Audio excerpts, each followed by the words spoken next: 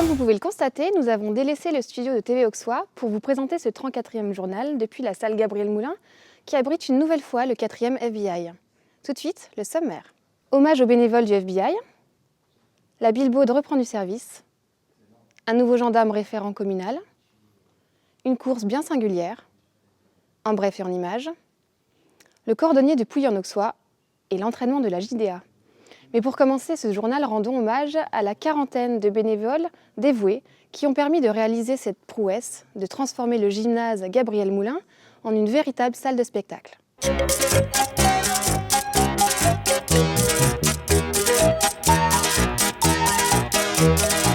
Amis de TV Auxois, bonjour. Nous sommes à la 4e édition du FBI et je vais vous montrer comment se transforme le gymnase Gabriel Moulin en véritable salle de spectacle.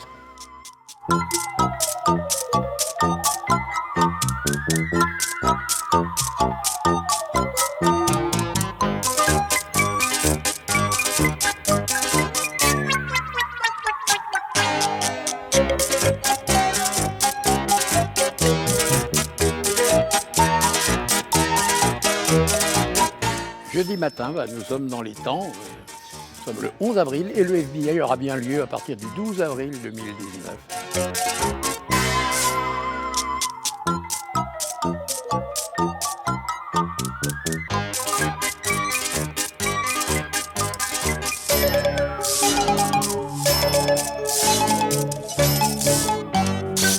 La Bilbaude, le bateau croisière de notre territoire, a repris du service sous le soleil et a proposé aux heureux invités un voyage bien sympathique.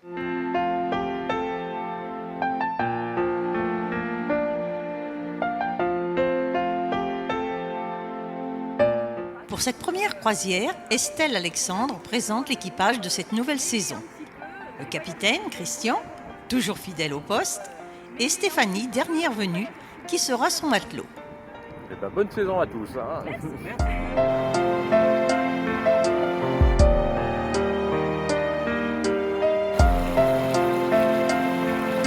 C'est avec bonheur que les habitués du canal vont de nouveau croiser la Bilbaude, qui reprend du service pour ces 6 prochains mois.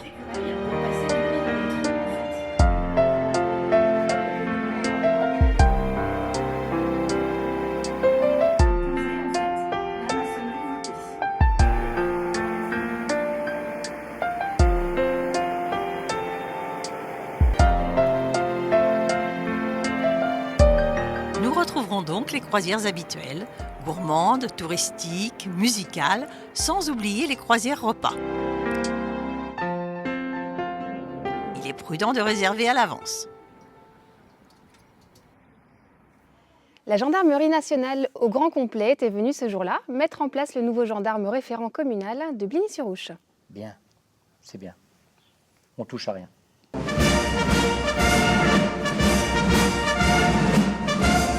Merci Monsieur le maire de nous accueillir ici au sein de la mairie de Bligny-sur-Ouche. Aujourd'hui, donc avec votre accord, nous allons installer le réserviste opérationnel de contact communal, le major Redel, ici présent pour cette deuxième phase de l'expérimentation du dispositif de réserviste opérationnel de contact communal. Il a été demandé donc à la gendarmerie de mettre en place des nouveaux dispositifs pour améliorer à la fois le contact avec la population et la proximité immédiate avec les élus, en lien direct avec le commandant de la brigade, qui, bien sûr, suivra cette activité mise en place concrètement sur ce territoire. Les missions du Major sont vraiment de créer du contact en étant en lien constant avec la brigade et le référent commune, donc le gendarme Galetto, qui est le référent de la commune de Bligny-sur-Ouche, afin de prendre le pouls sur tout ce qui est problématique de tranquillité publique, d'incivilité, problèmes de voisinage, dont la population n'a pas forcément envie de venir jusqu'à la brigade en disant on va déranger. Voilà. L'idée c'est vraiment de pouvoir se livrer auprès du major et lui il réglera la difficulté et si ça dépasse ses compétences, il viendra en parler avec la brigade d'Arnel-Duc. 2 maîtres mots pour résumer, un régulateur et un facilitateur. Donc on est vraiment sur un service de proximité et nous insistons sur ce point-là. C'est essentiel. Merci mon colonel de me donner la parole. Monsieur le maire, on se connaît un tout petit peu, puisque je fais partie de la commune depuis pas loin de 10 ans maintenant. J'ai exercé mon métier de gendarme pendant 32 ans. J'ai commencé dans une toute petite unité. J'ai eu l'occasion de travailler dans des unités beaucoup plus importantes. Toutes ces expériences m'ont permis d'avoir une connaissance parfaite des gens avec lesquels je vais travailler. Donc je ne vais pas en terrain inconnu. Je sais que dans le cadre de ce métier, si j'ai une seule chose à retenir, c'est beaucoup d'humilité. Parce que tout seul, on n'est pas grand-chose. Et c'est bien dans ce sens-là que je compte inscrire mon action au sein de la commune et de l'intercommunalité en relation avec, bien évidemment, la compagnie de Beaune et la communauté d'Arnay-Pouilly. Voici votre lettre de mission. Merci, Claude. À vous de jouer.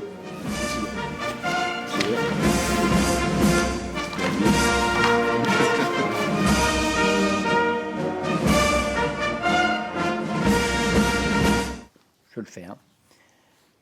Pour la deuxième fois, le château de Commarin a servi d'étape à la course du cœur et des manifestations sportives, bien sympathiques, qui réunissaient cette année plusieurs centaines de participants. Tu vois, détachés comme ça.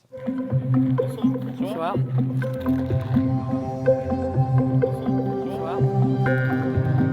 La course du cœur, c'est une course qui fait Paris, Bourg-Saint-Maurice, Les Arcs. Nous avons 26 équipes, 370 coureurs. Parmi ces équipes, des grandes entreprises françaises, internationales, des hôpitaux, des médecins transplanteurs et surtout une équipe de 14 greffés et qui parcourt 750 km et nous arrivons dimanche aux Arcs.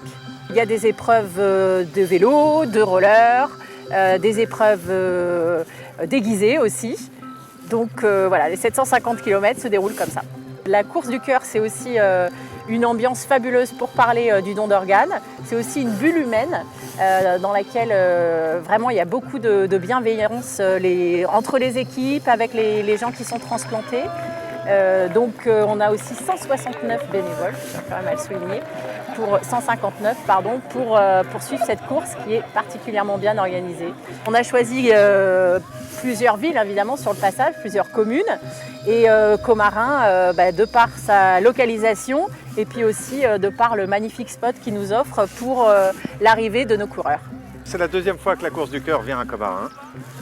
La première fois, TV Auxois n'était pas né, c'était en 2014 avec une petite course du cœur. C'est vrai qu'aujourd'hui, on est ravis d'accueillir beaucoup de monde pour la journée qui précède l'ouverture officielle aux visites pour toute l'année, qui commence demain matin. Donc c'est une bonne mise en jambe.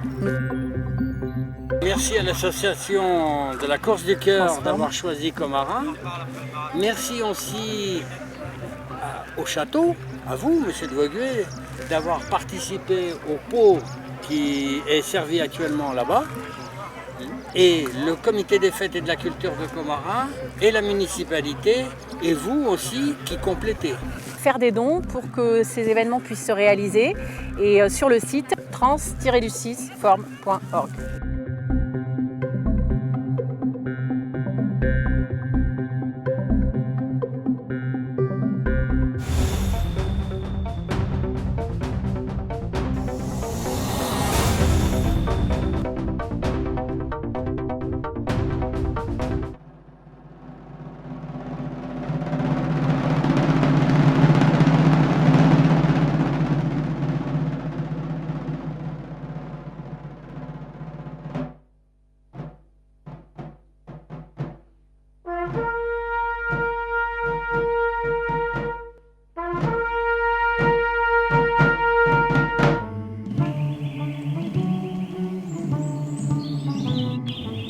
Il y a 75 ans, ces jeunes qui avaient à peine 20 ans, fuyant l'Auxois, sont venus se réfugier dans la grotte du Petrou sur la commune de Monceau-et-Charnant. Roger Richard, Maurice Pierrel, Jean Contour, Rémy Tranchant, Gaston Paris, Jean Mottet, Marcel Angèle, Marcel Gindré, Raymond Potrat, Pascal Palermo. Tous sont morts en héros pour que vive la liberté. Sachons ne jamais les oublier.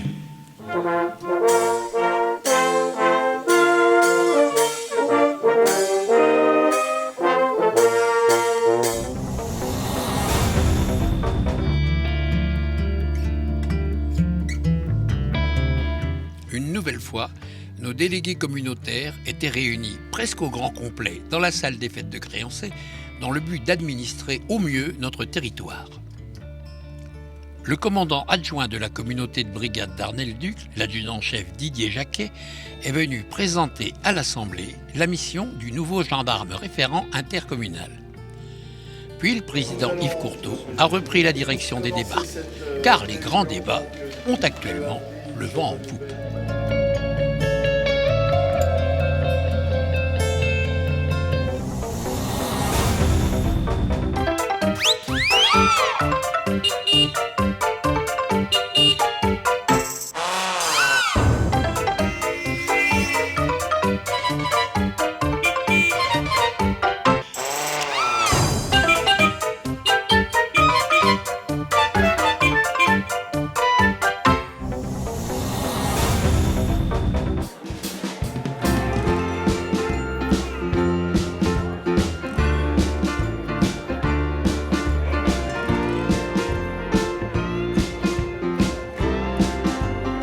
Aujourd'hui, nous organisons notre vide-penderie, vide-grenier. Donc pour la première fois, nous le faisons au pôle agricole.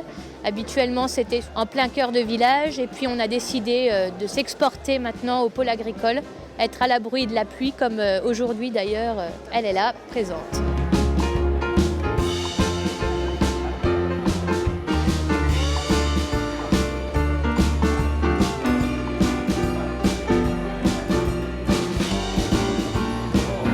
On fait 7 à 8 activités dans l'année, à savoir qu'il y en a quelques-unes qui sont offertes, on va dire, donc pour nos enfants de la commune ou pour d'autres choses. Donc effectivement, le vide-penderie permet de grossir un petit peu nos comptes pour pouvoir mettre en place des rallyes pédestres, des carnavals, enfin des petites activités comme ça pour les gens du village.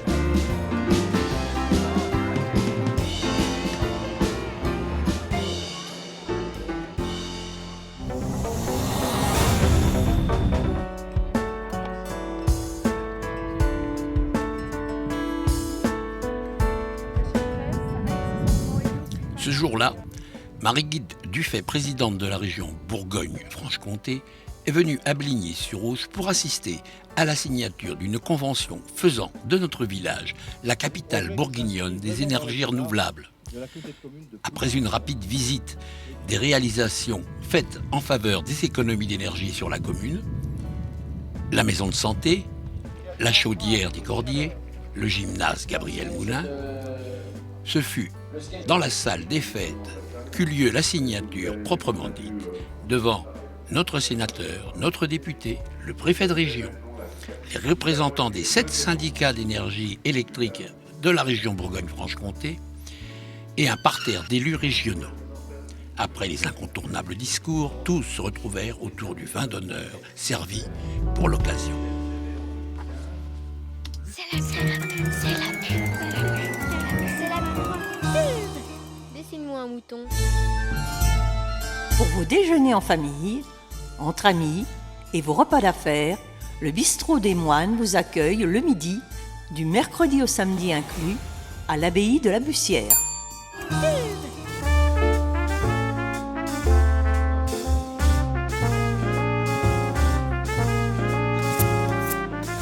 La viande, c'est du charolais. Charolais, d'accord, mais à des prix maxi marché.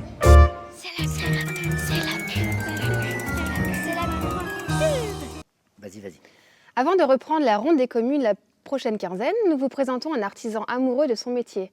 Allons donc faire un tour à la cordonnerie de Pouilly-en-Ossois. Voilà, c'est très bien. Tu vois, pour ça me fait plaisir de t'aider et de pouvoir te donner des conseils parce que je pense que c'est important. Mais tu as déjà fait des études d'infirmière, toi ? Non. Il y a des activités et des commerces qui se font rares dans nos territoires ruraux. Cordonnier est un de ces métiers qui disparaissent inexorablement. Et pourtant, notre territoire en possède encore un. je vous propose de pousser la porte de la cordonnerie du Rubillon et de faire connaissance avec Laurent et Cédric, ses gérants.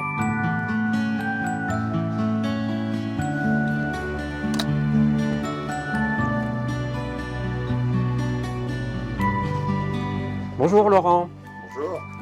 Alors, expliquez-moi ce qui vous a fait choisir ce métier en voie de disparition.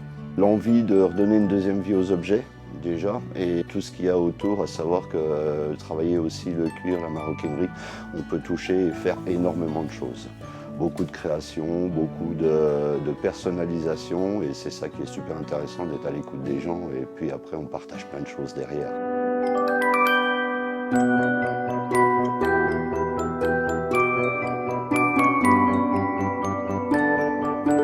Mon parcours est plutôt atypique. Une formation dans la cordonnerie, on accroche tout de suite parce qu'on commence à toucher les matières et tout. On y va, on devient autodidacte et on a de la demande, du travail. Et puis on partage la passion avec nos clients, avec mon associé maintenant. Et puis ça va continuer comme ça, j'espère encore assez longtemps parce que c'est des métiers qui doivent être encore de nos jours, je dirais, normalement en plein essor.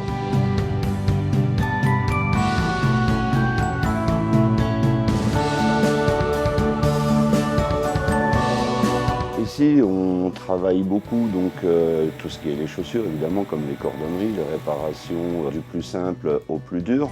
Je rappelle qu'on est cordonnier, pas bottier, donc on ne fait pas de création de chaussures.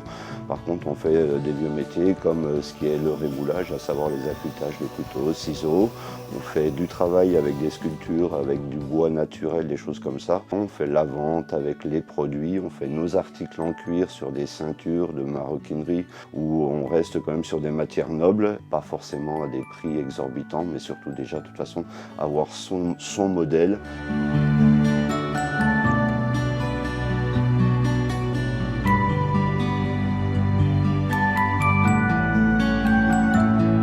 Depuis peu, en fait, je me suis associé avec Cédric. C'est bien d'avoir un peu de jeunesse dans le magasin. Ça apporte plein de choses derrière, des nouvelles idées, un petit peu de sang neuf, et puis surtout qu'on peut s'appuyer sur quelqu'un derrière. On n'est plus le cordonnier tout seul dans son coin, dans son boui-boui. On essaye de faire des choses beaucoup plus ouvertes. C'est pour ça que c'est ouvert, parce que les gens peuvent nous voir travailler, voir leur création au cours de route.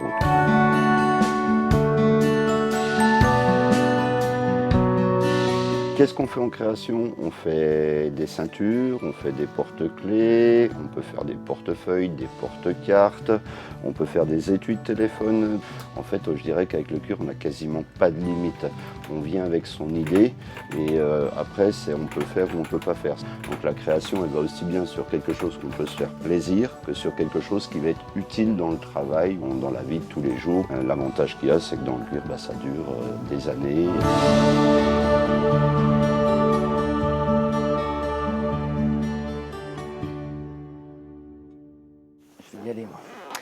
Refermons ce journal avec une page sportive. Les pros de la JDA sont venus s'entraîner au gymnase de Pouilly-en-Auxois pour la plus grande joie de tous.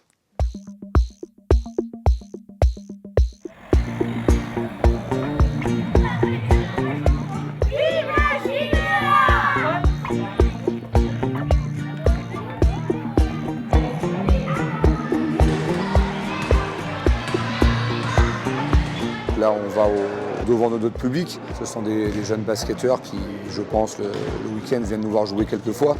Donc c'est un plaisir pour eux de voir les professionnels en action.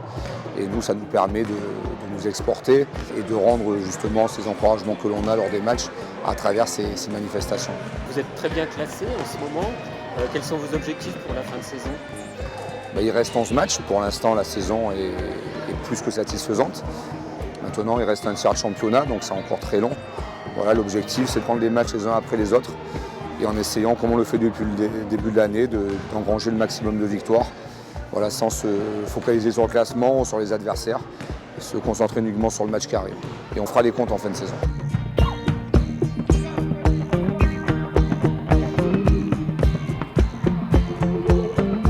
C'est toujours des moments agréables. Je pense que les enfants prennent du plaisir à nous voir jouer. Nous, on prend du plaisir à les rencontrer, à leur signer des choses ou prendre des photos avec. C'est toujours des moments agréables et on profite de ça quand on peut. Et aujourd'hui, ça a été le cas.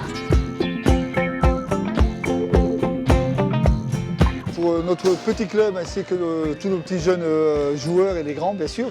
Très satisfaits, voilà, ça fait plaisir de voir une équipe comme ça venir chez nous.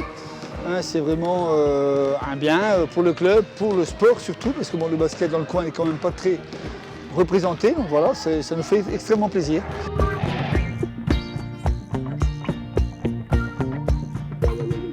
En étant basketteur, j'ai beaucoup aimé cet après-midi. On a pu se rapprocher des joueurs de la JDA. Les pros, voilà, on était assez proches d'eux. Ils ont fait un entraînement, c'était assez sympa. On a pu voir un peu quelques systèmes, les joueurs d'assez près. On a pu faire des photos, des autographes, tout ça. C'était très sympathique d'organiser ça et puis on était très contents de recevoir la JDA à Pouilly. Ce qui m'a impressionné, c'était leur panier. Ah bon? T'arrives pas à faire comme eux, toi, encore? Si, mais pas si bien qu'eux. À l'heure où nous enregistrons ce journal, nous n'avons pas encore le résultat du concours d'imitateurs du FBI 2019. Mais autour de moi, les 4 concurrents qui ont participé à cette 4e édition. Et nous allons procéder au tirage au sort de l'ordre de passage de la finale qui aura lieu ce soir entre Michel et Michael et que le meilleur gagne. Ce sera Michael qui apparaîtra le premier ce soir. Je vous souhaite une bonne quinzaine à tous. Je vous donne rendez-vous dans 15 jours pour la 35e édition de TV Auxois. À bientôt. Moi, si j'avais voulu, j'aurais pu faire infirmière. Je vois pas pourquoi. Au revoir. Ouais. Mais dis-moi tout, marionnettiste. J'ai des ficelles à mon destin. Tu me fais faire un tour de piste.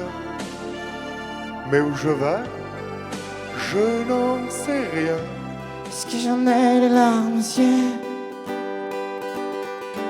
Que la main me tienne plus ensemble. Moi aussi je tremble un peu. Parce que je ne veux plus attendre. Et taper les mains. Oh oui, j'aime bien le fouet. Je peux pas m'empêcher de couiner quand je chante pour vous. Même si l'on ne comprend pas toujours. Quand je jouis du piano à queue, c'est ma... C'est pas facile non plus, hein. Mais dis donc, la corde elle tient pas toute seule, hein. Ça marche pas, je te dis.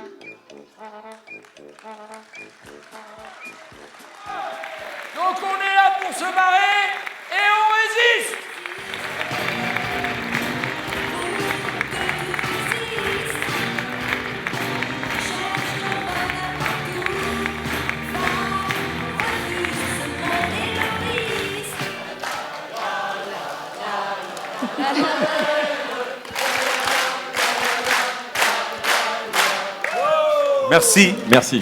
Merci beaucoup à vous.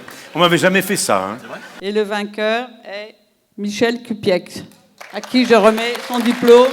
Bravo Michel. Et le prix de l'office de 500 €.